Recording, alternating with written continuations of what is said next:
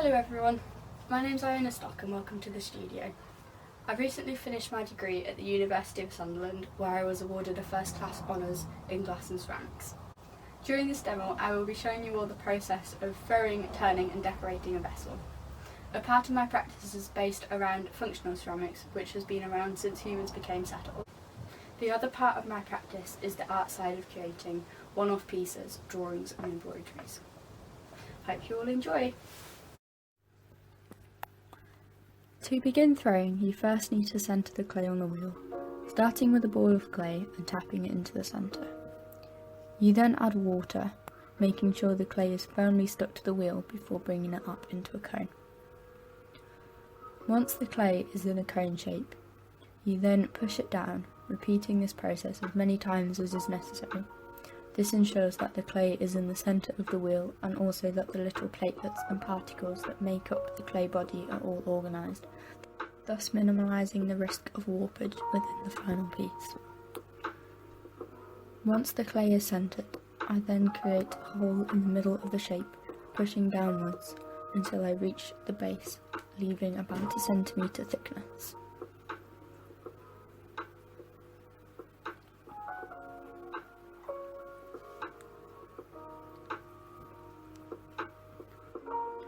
Once the hole is deep enough, I then slightly curve my fingers and pull outwards, creating the base of the vessel. Once I've got the desired width of the base, I then use a sponge, taking out the excess water and compressing it. This minimalises the risks for cracks within the base.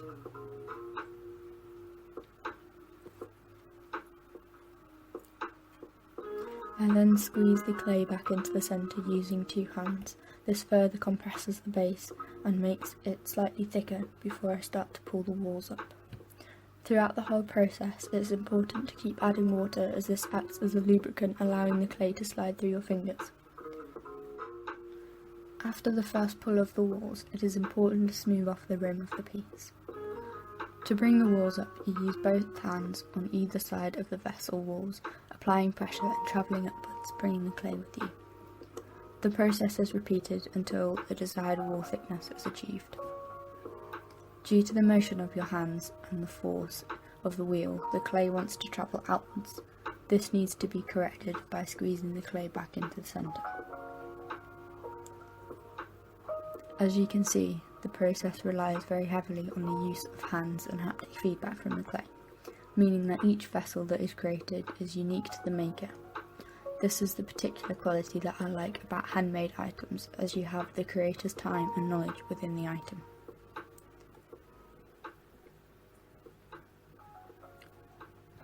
You can also use your hands in a similar process to pulling the walls up to shape the vessel by adding more or less pressure from the inside or outside hand to guide the vessel into shape.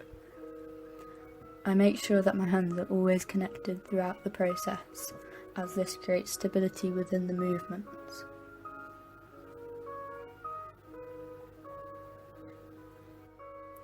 I particularly enjoy making cylindrical shapes, as I enjoy the challenge of creating the more simplistic vessels. This also gives me a blanker canvas to add drawings to and other surface decorations.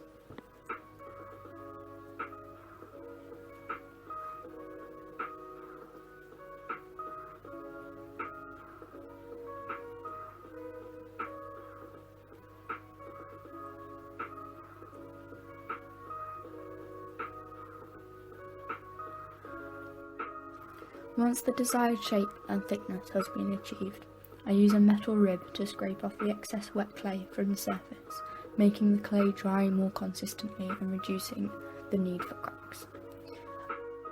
I then use a sponge to take out the excess water from the base of the vessel and further compress it. The rib can also be used to shape the vessel further, as they come in both metal and plastic and in a variety of shapes and stiffnesses, allowing you to bend them and use your fingers to guide the clay into the desired shape.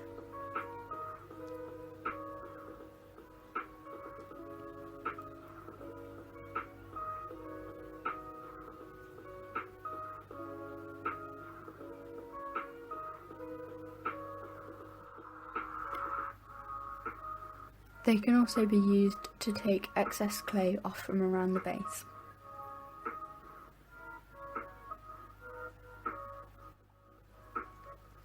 Once all the excess clay is removed from around the base and you are happy with the shape, the metal rib is then used to create a groove around the base. This notch is created for the wire to fit into as you are taking the vessel off the wheel head.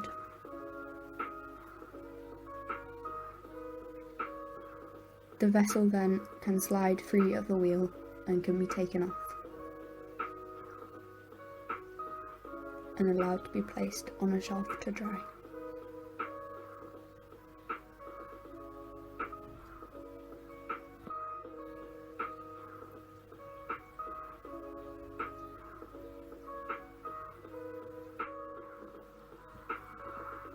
After removing the vessel from the wheel, and once they have been dried out for about a day or until it is leather hard. Leather hard is a term that is given to clay when it is dry enough to turn and resembles the feeling of leather. The piece is then placed back onto the wheel head with the base facing upwards, and using a needle tool the piece is centred.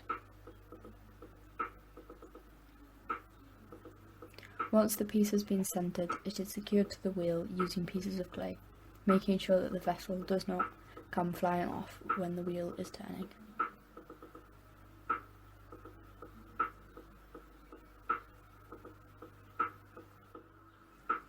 It is important at this stage to be gentle against the vessel, as you can warp the rim or distort the shape of the vessel, pushing it or push it off centre.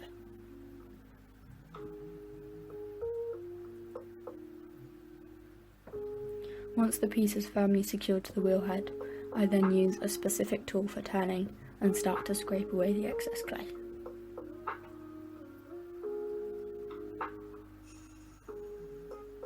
By keeping one hand on the top of the piece and applying a downward pressure, this is another safety precaution to avoid the vessel flying. The clay comes away from the vessel in very satisfying little curls, with more or less clay being removed depending on the pressure that's applied. I have included a slow motion clip so that the curls can be appreciated as they are removed.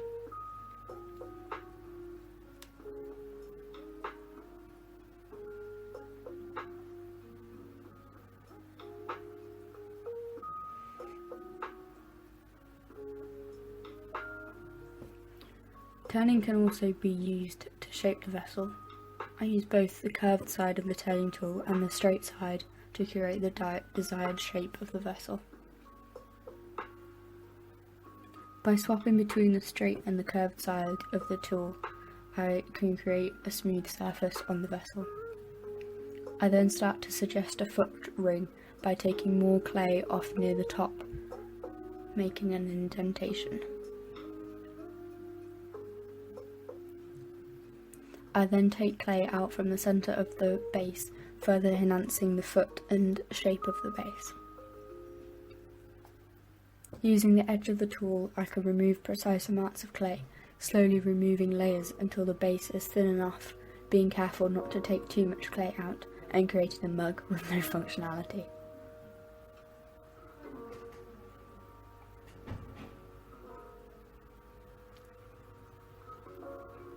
Once I'm happy with the base of the vessel, I then use a metal rib to smooth out some of the turning marks and take a little bit more clay off.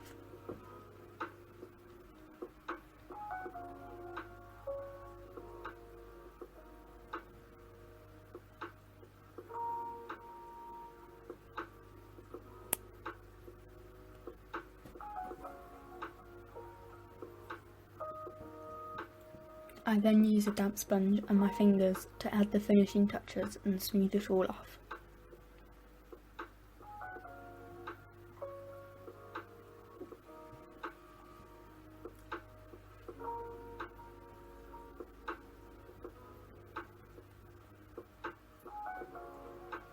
Once I'm happy with the amount of clay that has been removed and the smoothness, I then stop the wheel.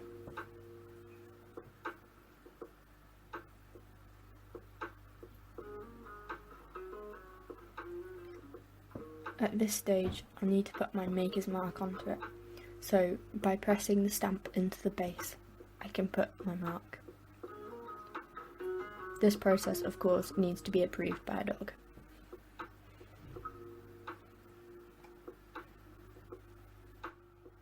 Once the piece has been dog approved, the clay holding it to the wheel is removed and the piece is given the last once over before it is put on the shelf to dry fully before it gets fired.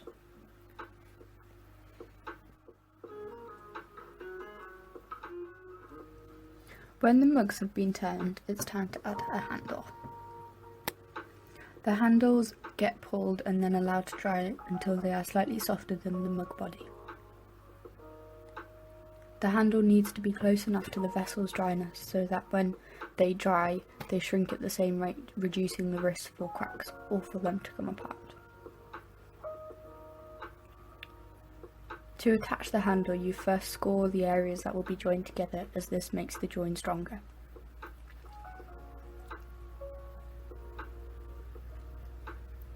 You then add a little bit of liquid clay to stick them together, smoothing out the joins.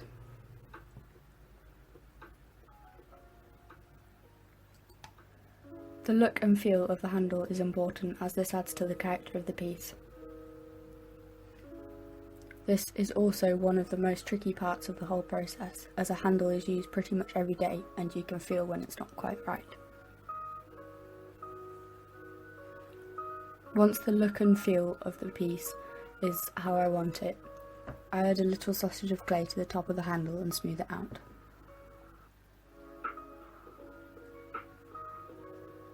This adds extra stability to the handle. The piece is then placed on the shelf with plastic covering it and left for about a day until it is a little harder and then smoothed out again before it is left to dry fully.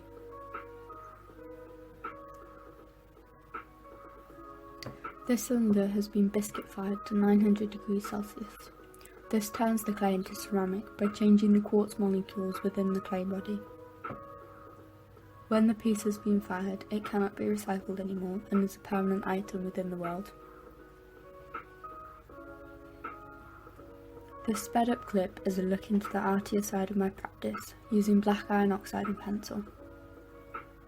Once the piece has been fired again, the pencil will burn off and the black iron oxide will be left behind, making the finished object look as though it has been drawn on with a pen.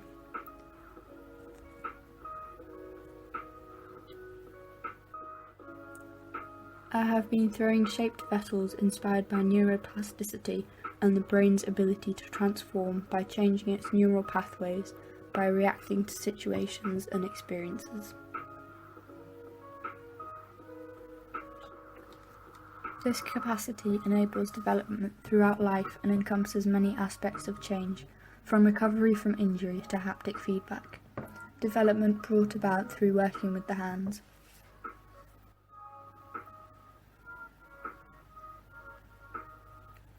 In my work, this theory is metaphorically linked to the internal change caused by growth happening within a tree.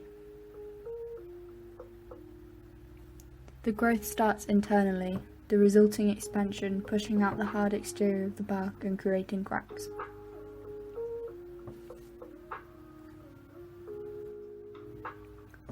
These cracks are often misinterpreted as damage, but are a visual evidence of growth and development. It is this unseen link of transformation within the brain and the visual qualities of the tree bark that have captured my imagination.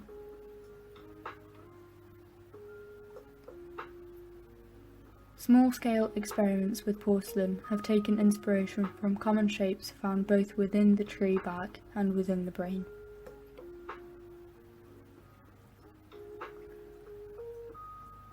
By creating geometrical and curvaceous forms, my aim is to further highlight the theoretical links in these associated transformations.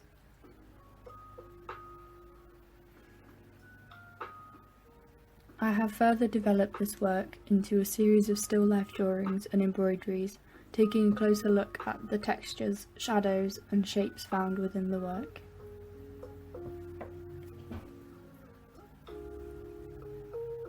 Using porcelain allows for a clear background to explore the drawings further translating them from a 3D object into a drawing and then back into a 3D object to finish the cycle.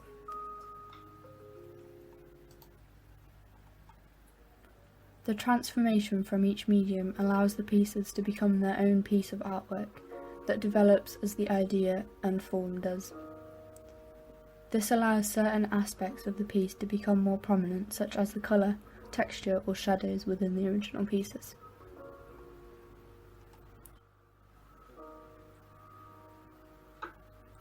As you can see throughout this whole video, the act of making plays a key role within my work, as I consider my own development through working with my hands.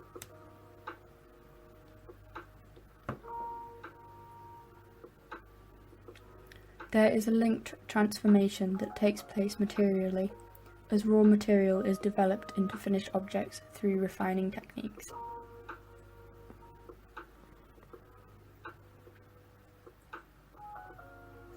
Thank you all so much for watching. I hope you really enjoyed the brief look into my practice. To see more of my practice, feel free to go check out my website at www.imsceramics.com or my Instagram at ims_ceramics. If you have any queries or questions, please feel free to give me a message or drop me an email. Thank you.